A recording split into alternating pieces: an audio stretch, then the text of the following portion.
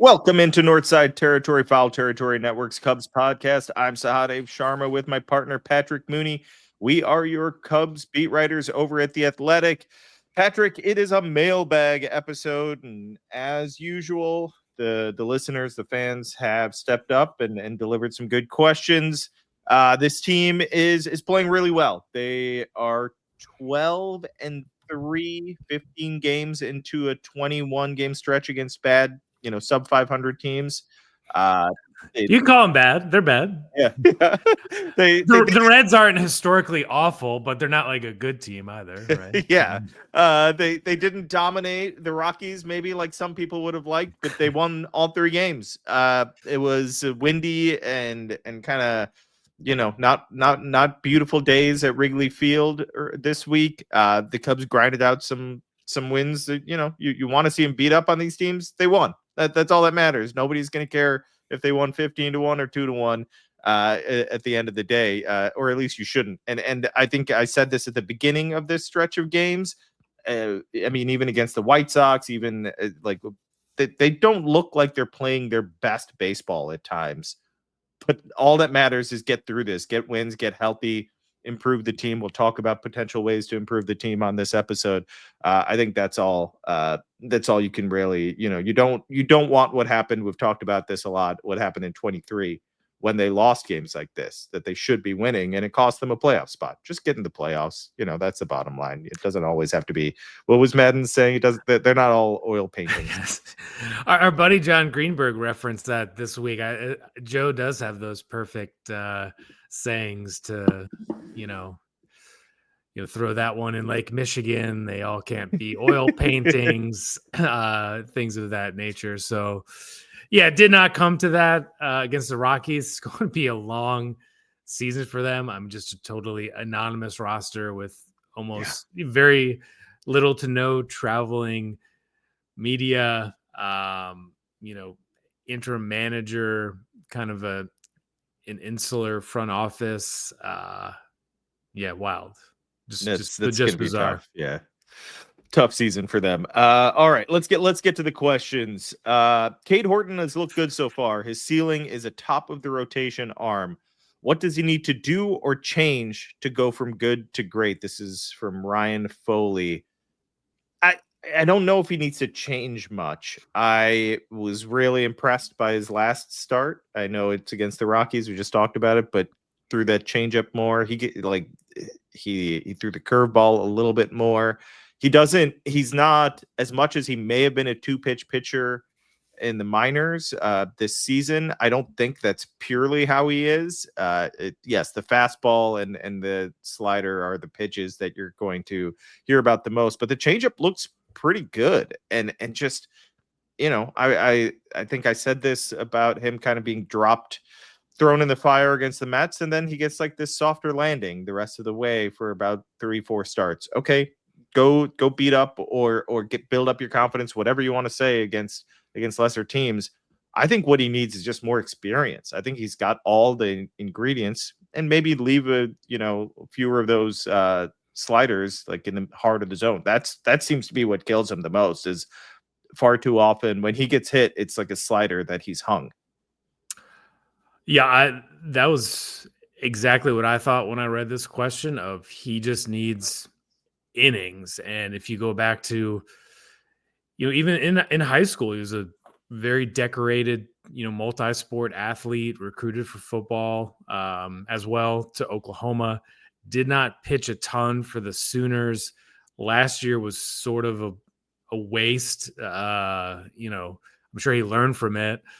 And the Cubs learned from that in terms of building out this season, but it was not the innings sort of workload or foundation that you'd want. And, I thought it was interesting that Craig Counsell this week referred to Cade as kind of a clear-eyed competitor. That's one of his buzzwords. Counsels aren't as like funny or as memorable as Joe Madden's slogans when he's bebopping and scatting during his media sessions. But Counsell used that in praising Kyle Hendricks, Justin Steele has a lot of those similarities, and Horton is not there yet, but you can see the way he carries himself. You can listen to how teammates talk about him.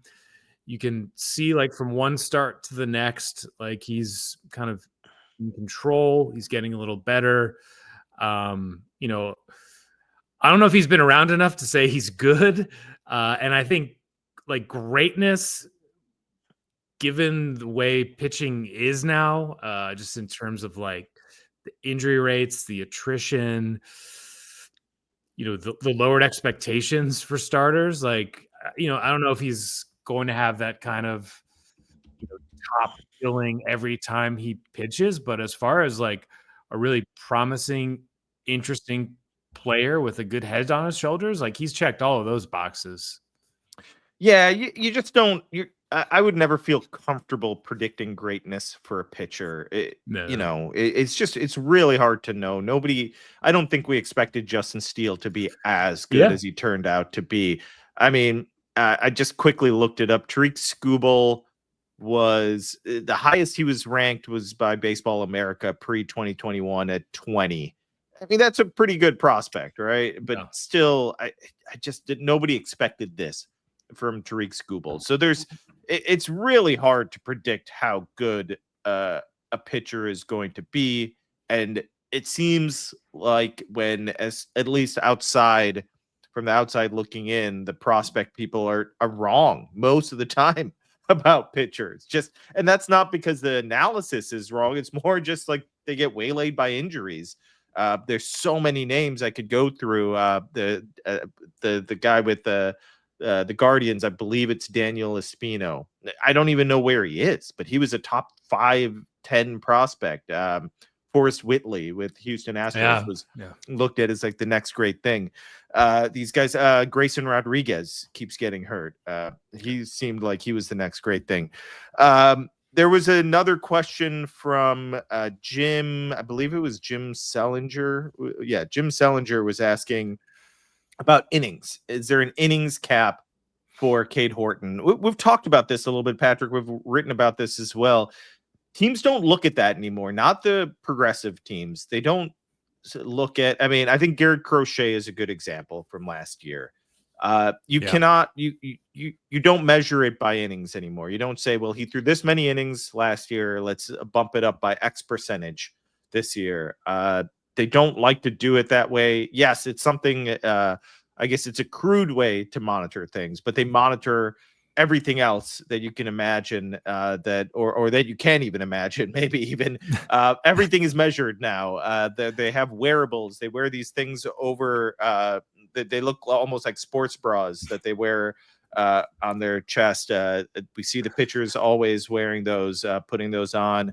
As they're getting ready to go out and throw. It monitors everything. It monitors their warm-ups, how they work out.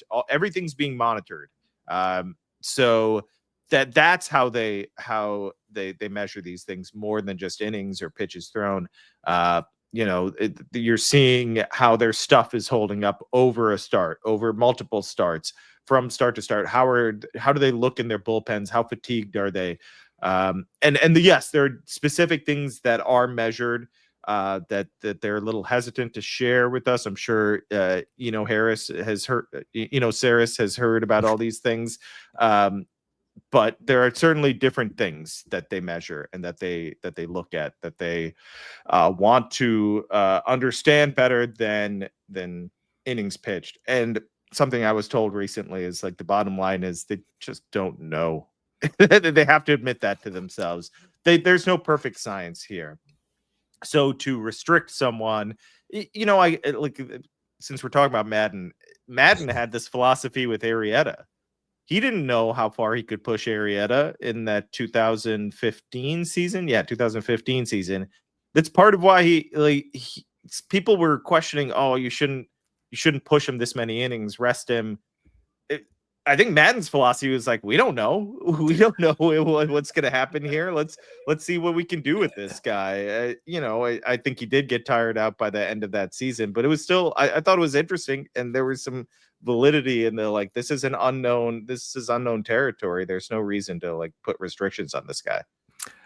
I believe the quote in general, and it was more used, I think, in terms of Javi, but like the idea of a mind once stretched has a tough time returning to its original form or something like Something that. like that. One of Joe's uh, sayings, and there's definitely something to that. I'm just surprised with Horton. Like, if you kind of map out different scenarios this season, I thought it'd be more like maybe he'd come up late summer. There'd be, kind of some, wow moments, a steeper learning curve.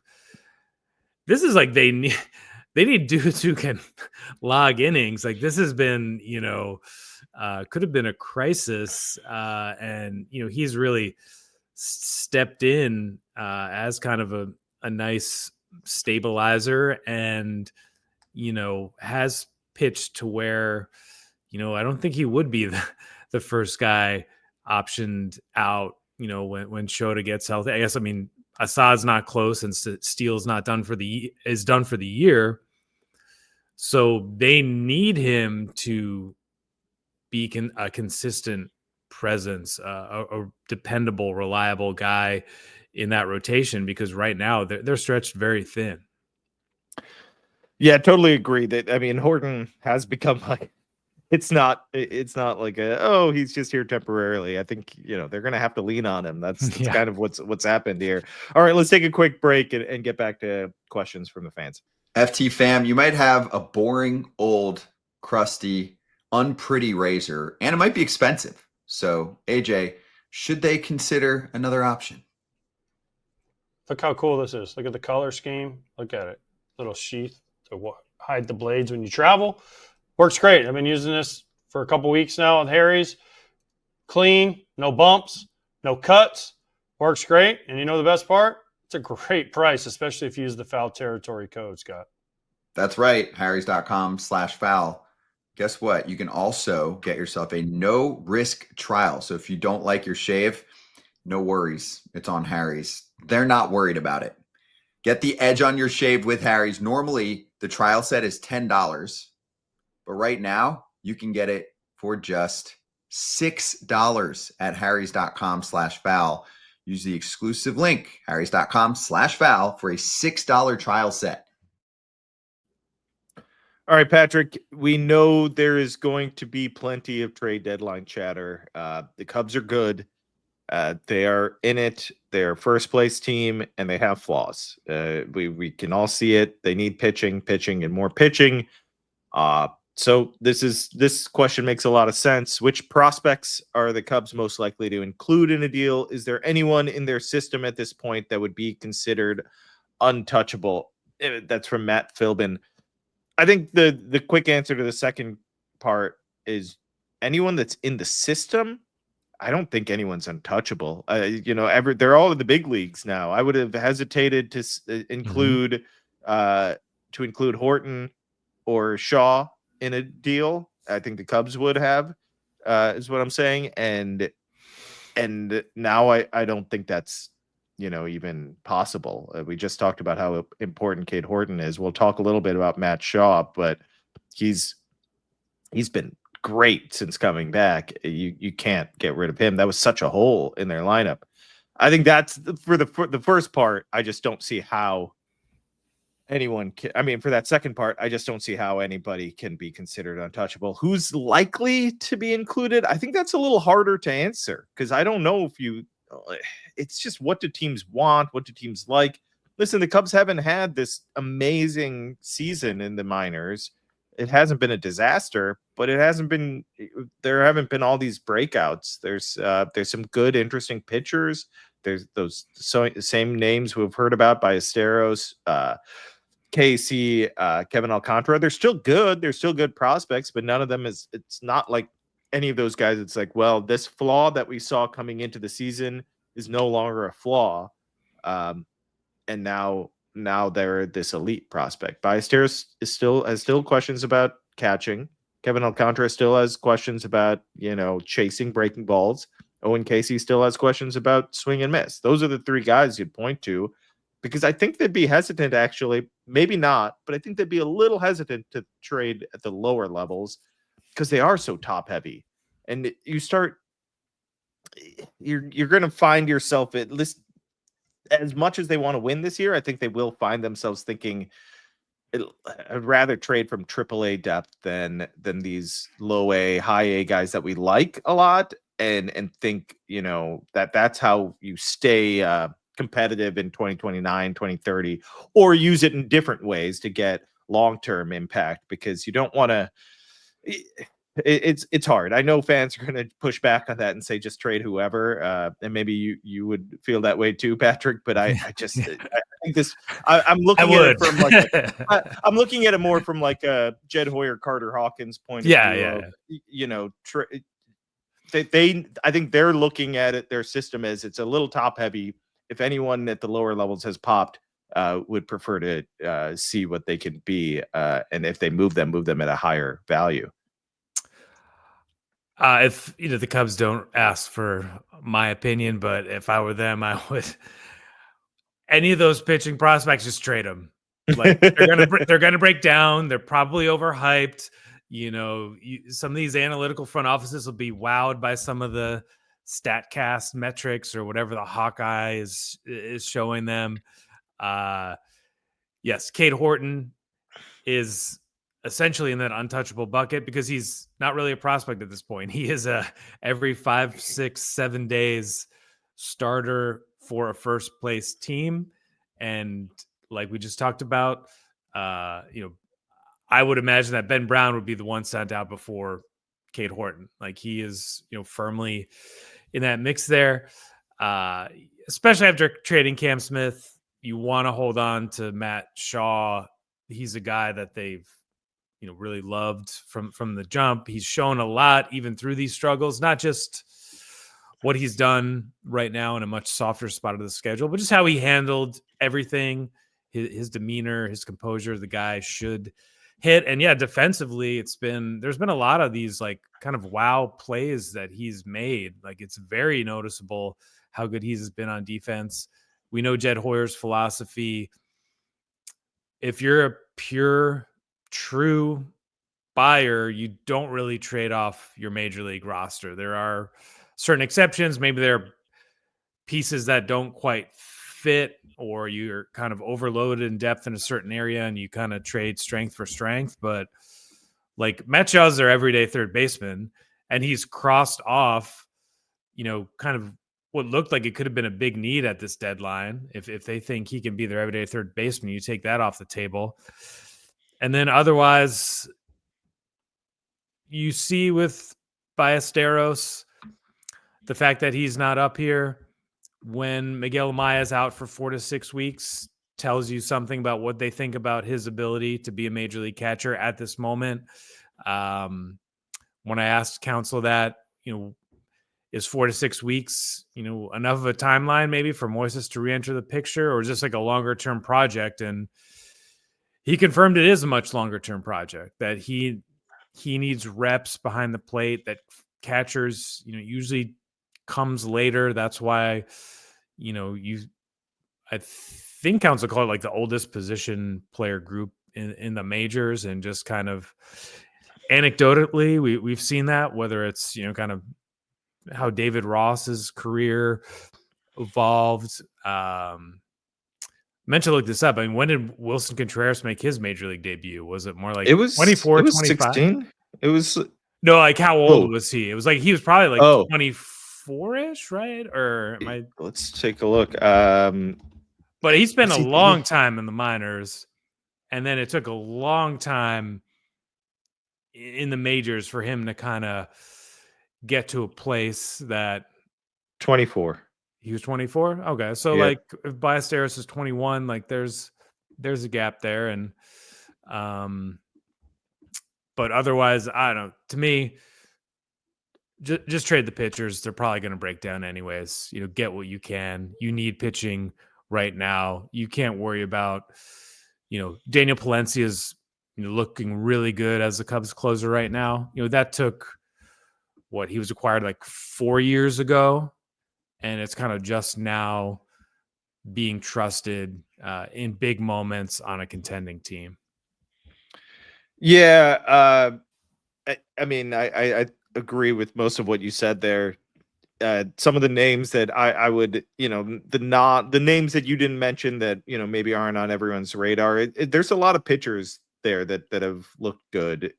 I don't know how good they are. Will Sanders reportedly has moved up to AAA. Has looked good this season. Connor Noland hasn't looked great, but AAA already. Some view him as a future major leaguer. Jackson Wiggins moved up to AA, has pitched great. Ton of stuff. That's the second round pick from the Shaw draft, I want to say. That sounds right. Yeah. Who had TJ and is finally healthy now. Nazir Muley, I just looked up, hasn't pitched recently and had gotten blown up in a couple of starts, but he's got a ton of stuff. Like, these are the types of pitchers that you could, another front office could fall in love with. Christian Hernandez is finally kind of living up to his prospect hype. You have young international prospects that you could move if teams are in love with these guys. Jefferson Rojas looks great. He's definitely a top 100 prospect. I think he's the type of guy that you'd have to get a ton of value in return for. This is a guy that they've always liked, and they probably view him as like this guy's a legit prospect. All right, let's take a quick break and then get back to and do the rest of these questions. The weather is warming up, and with that being said, you need to check out what Rhoback is bringing to the table. If you're a golfer, especially, and you're looking for golf shirts that just have the perfect style and also are soft, they're lightweight, and perfect for the summertime, Rhoback is the spot. Of course, FT's hooking you up with a code for 20% off at rhoback.com. That's FOUL on RHOBACK.com for 20% off all shorts, hoodies, polos, and more. The next question here is about, hey, someone's giving credit to the hitting coach. How about that? Tyler Tershel says the offense is relentless. What has Dustin Kelly and the rest of the coaches done to help launch this team's success this year? Patrick, I think you've talked to some people about this. I know we've both. I mean, it's not a 1-year thing. It's not something new, I don't think, but I think it's it's kind of finally all coming together on the field, and it's on the players, I think, most of all, but certainly Dustin Kelly and his ability to kind of communicate and get the most out of these guys. He deserves praise, as do the rest of the coaches, John Maley, Juan Cabreja. Like that, they have some quality coaches there that are helping with the communicate with younger players, help develop them, and then just in general get the most out of these guys. Yeah, and having Kyle Tucker certainly makes them look better at their job too. But Tyler always has good questions, and DK was on the show with us, and I think if you watch or listen to that episode, you can see how he communicates. Like, he's relatively soft spoken, but he can explain concepts in very easily accessible terms. He does not get too high or too low. And you're right, this has been kind of a multi-year project, and I think the Cubs are benefiting from having continuity that was never associated with this position. And look, the group of students, you could say, are very eager to learn. Like, they're all kind of baseball gym rats. John Maley, who you mentioned,